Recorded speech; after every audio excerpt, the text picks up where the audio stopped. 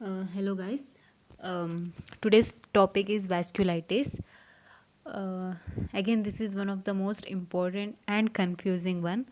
Remember, in the end, I have mnemonic for every each and every disease. So let's get started. So first, coming to classification. Remember, the classification is done on various bases, like maybe on the basis of size, on the basis of causes or etiology, on the basis of various cells involved, like neutrophils, lymphocytes, etc. The most important one is classification based on size. So as we all know, on basis of size, it is divided into three, that is large, medium, and small. So coming to large vessel vasculitis, the two most important one is temporal and Takayasu. Medium vessel vasculitis, PAN, that is polyarthritis nodosa, Kawasaki disease, Berger's disease. Then small vessel vasculitis, it is Henoch-Schönlein purpura, Wegener's granulomatosis, microscopic polyangiitis, Churg-Strauss disease or syndrome, and there is one more special which I've included in the last. So let's get started with the first one. Okay, before everything, what is the pathogenesis? See, basically what happens is there is endothelial injury. We know that all the vessels and capillaries, they are made up of endothelium. So there is endothelial injury which activates our cascade, which leads to thrombosis, and mainly after that there will be ischemia. Or else you can even understand it like vasculitis, matlab there is inflammation, after which there will be healing. So we always know that healing, it is associated with either fibrosis or scar formation. So there is, when there is fibrosis, obviously there will be narrowing of vessel, therefore it will lead to ischemia or decreased oxygen supply to the vessels. And one more important finding in all this is CD34, which is the endothelial cell marker. So we can see this in vasculitis. This is the most important finding. Okay. Now coming to the first large vessel vasculitis, that is giant cell arthritis. So as the name indicates, giant cell arthritis, giant cell, that is what is giant? It is having multinucleated giant cells. So that is what the meaning of giant here. And basically, yeah, it is large vessel vasculitis, and the main vessel involved here is temporal artery, superficial temporal artery. It is a granulomatous inflammation of large arteries, which is mainly associated with the anemia of chronic disease, that is ACD, and increased ESR. This is the findings, and mainly seen in old female. Now coming to artery, just remember the branches of external and internal carotid artery. So coming to external carotid artery, superficial temporal artery and facial artery, it will cause unilateral headache and jaw claudication. And if it involves internal carotid artery ka branch, that is ophthalmic artery, there can be blindness. Now easy to remember, as the name indicates, temporal giant cell arthritis is also known as temporal arthritis. So therefore it involves superficial temporal artery, and he complains only with unilateral headache or headache on one side.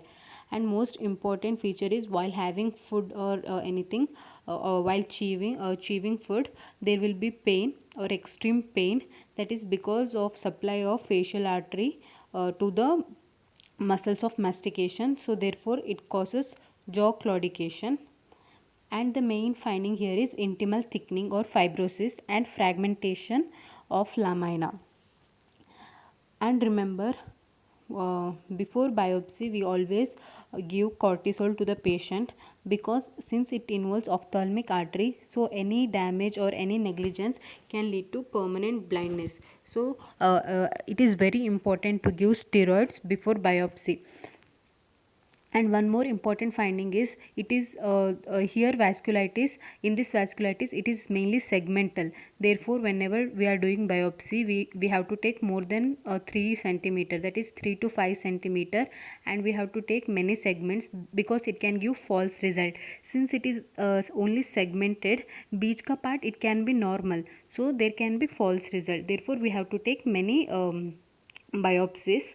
And mnemonic here, G See, G for jaw claudication. It is having multinucleated giant cells, and it is in grandmother. Grandmother, that is old female. It is very important. It is not seen in young individuals. It is seen mostly in females, that too elderly. And GC, giant cell GC. Remember glucocorticoids, that is cortisol. Very important to give cortisol before biopsy. Okay, so this is the image from Robbins. So in first you can see the arrow is pointing, this part is our internal elastic lamina, like, and here you can see, here it is not continuous. So basically there is damage in that part, and this pointer is mainly pointing towards the multinucleated giant cell. And again in second image you can see there is loss. Here there is no there is loss of internal elastic lamina. So this is this is intima, this is media, and this is adventitia. So in between there is internal elastic lamina which is fragmented and lost. And we can see here there is segmental thickening of superficial temporal artery. This beaded or nodular is the segment. That was about giant cell arthritis. The second one is Takayasu arthritis, which is also known as pulseless disease. Remember, both the large cell vasculitis, they start with T. Okay, now Takayasu, most common artery involved is subclavian, and in that it was superficial temporal, and it is associated, or it causes aortic arch syndrome, seen in Japanese women less than 40 years. Now Takayasu, such a weird name. It is obviously seen, it is Japanese name, so it is seen in Japanese woman. And remember that Japanese people, they are generally, small, cute. So remember, it is less than 40 years, not old people. When I say giant cell, it was grandmother. Here it is less than 40 years. And again, very important to remember is transmural fibrous thickening of aorta. T for Takayasu and T for transmural, that is all the layers of artery. Basically in second image you can see mainly what happens, there is fibrosis, there is thickening or damage of the intima, that is innermost layer. Then it causes damage to the tunica media. Then there is fibrosis of tunica adventitia. Therefore it is transmural or involves all the layers. And here you can see multinucleated giant cell, which is also seen in giant cell arthritis. And the main feature is involvement of subclavian artery or aorta. So we can see here fibrosis, because of which what will happen, the blood supply to upper region or upper extremity is decreased. That is the branch of this brachial artery. All there is decreased blood supply, therefore it is seen as decreased pulse. Therefore this is called pulseless disease. Thus the mnemonic was T for Takayasu, T for transmural, and remember, such a weird name is seen in Japanese woman. Then coming to medial vessel. So medial vessel, it was, first one was Kawasaki. So remember, very important. Now one question, can a kid get MI? Can a kid get myocardial infarction or coronary heart disease? It is very rare, right? But in Kawasaki there is coronary artery disease seen in kids. Therefore it is very important to diagnose earlier. And the main feature here is fever plus any of this. Okay, so therefore 4 out of this 5. This criteria we can remember it by a mnemonic called CREAM. K for Kawasaki and K for CREAM. That is conjunctivitis, rash, edema and arrhythmia of hand and foot, and lymphadenopathy, and it involves mucosa. That is, there is strawberry tongue. So strawberry tongue is seen in two diseases, not mainly two diseases. That is, one is Kawasaki and second one is scarlet fever, which is caused by streptococcus infection. Very important. Once again I'll repeat, strawberry tongue is seen in scarlet fever and Kawasaki disease. And again here treatment is aspirin. When I say aspirin, there is lot of contraindications, because we always studied that aspirin causes Ray's syndrome or Ray's disease in kids. That is, there is swelling of liver and brain. So can we give aspirin to kids? See, compared to a child dying from coronary artery disease, it is better to have other problems. Therefore as a immediate treatment they give aspirin. And here we can see the rash. conjunctivitis. So remember once again Kawasaki and K for all this cream criteria, and the child presents with fever and any of this four criteria, we can see conjunctivitis. Okay, coming to next one is Buerger's disease. Remember U is vasculitis, and when it is Buerger's BE, it is renal problem. And there is one video on IgA nephropathy or Buerger's disease. Do look into that for more information about renal pathology. So coming to Buerger's disease, only two important findings. Okay, that is it is associated with smoke. That is, it is seen in smokers and associated with Raynaud's phenomena. It is also known as thromboangiitis obliterans. When I say angiitis, obviously inflammation of artery, and obliterans means there is, you know, obstruction seen. So you can see big obstruction, and this is Raynaud's phenomena. So what happens here is there will be three phases. First, there will be pale area. Then after that, the patient will present with cyanosis, followed by red area, that is hyperemia. Basically, there are two types: Raynaud's phenomena, primary and secondary. Basically, when we use the word Raynaud's phenomena, it is nothing but the artery and arterioles which supply our digits, they get vasoconstricted. So vasospasm of artery and arterioles supplying our digits. That is the basic definition of Raynaud's phenomena, which may be because of stress or cold temperature, but here it is very severe, and it becomes secondary, in which all the three phases are seen, that is first pale, then cyanosis, and then redness.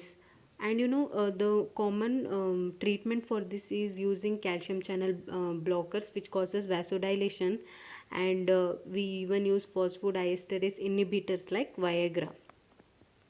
So just remember two things associated with smokers and Raynaud's phenomena. Coming to next, medial vessel vasculitis, uh, that is polyarthritis nodosa. Very simple, as the name indicates, polyarthritis nodosa. Remember three letters, PAN. Three letters say, remember hypersensitivity 3. Basically it involves all the artery like linear artery, everything, renal artery, but it does not involve one artery, that is pulmonary artery. Pulmonary artery is spared in polyarthritis nodosa, and one more P stands for string of pearl. Basically what happens is there will be area of fibrosis, necrosis, which leads to appearance of it gives this appearance which looks like beaded a chain, that is string of pearl appearance. Okay, and it is A stands for hepatitis B surface antigen. So 30% of cases is associated with hepatitis B surface antigen, and N stands for necrosis, that is PAN is mostly associated with fibrinoid necrosis. Remember, if there is antigen, our body will form antibody which will get deposited, and therefore that will give the appearance of nodules, and hence it is immune complex mediated, therefore it is hypersensitivity type 3. P for PAN, and this is example for fibrinoid necrosis. Fibrin deposition can be seen, and it is seen most commonly in few leukemia and in malignant hypertension also. Remember, polyarthritis nodosa, it is there in its name itself, PAN.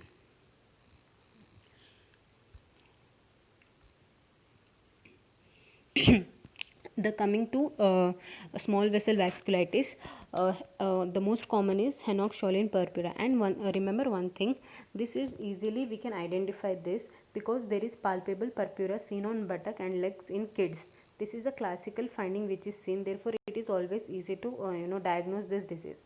It is also known as IgA vasculitis, most commonly seen in children, and the main involvement is renal involvement, and it involves most of the systems like skin, joints, etc. Therefore if there is renal involvement, you can see hematuria. If joints are involved, you can see arthralgia. And this disease is self limited, and if it is severe, then you can give steroids. Remember HSP and gap, like both ends with P or any mnemonic like that.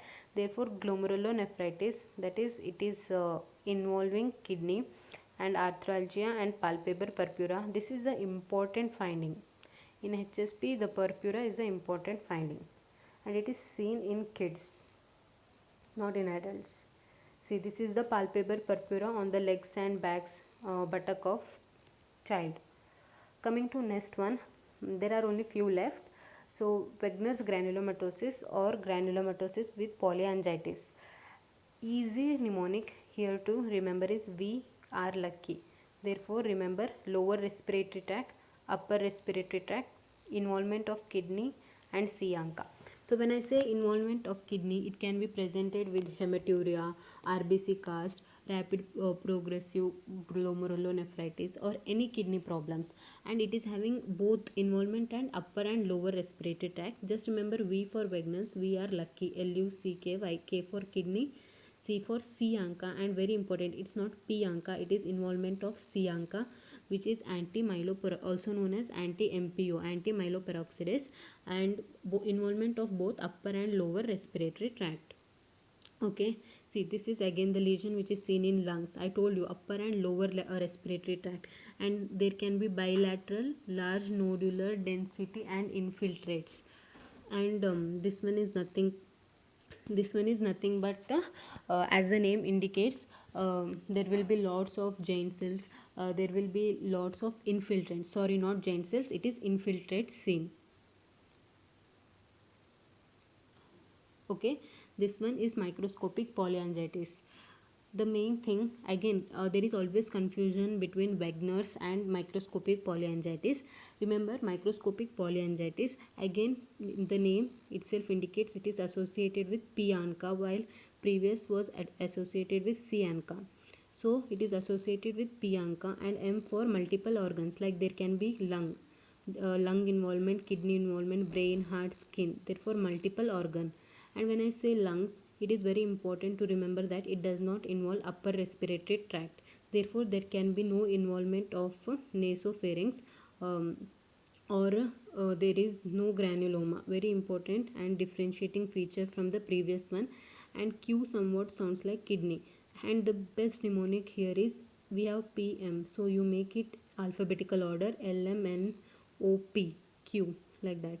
So therefore L for lung involvement, M for multiple organ, no granuloma or nasopharynx involvement, P stands for P. anca and Q for kidney, and this is the easiest mnemonic, like it's there in its name only. And the last one, that is Churg-Strauss syndrome. Remember, last but one, remember there is involvement of heart and lung again in this. And see, in all the diseases there will be involvement of heart, lung, etc. So there may be cough, dyspnea, hemoptysis. Main identifying feature here is allergy, that is presence of eosinophils or IgE antibodies. And even the child can be presenting with peripheral neuropathy. There can be wrist or foot drop. Now how to remember this?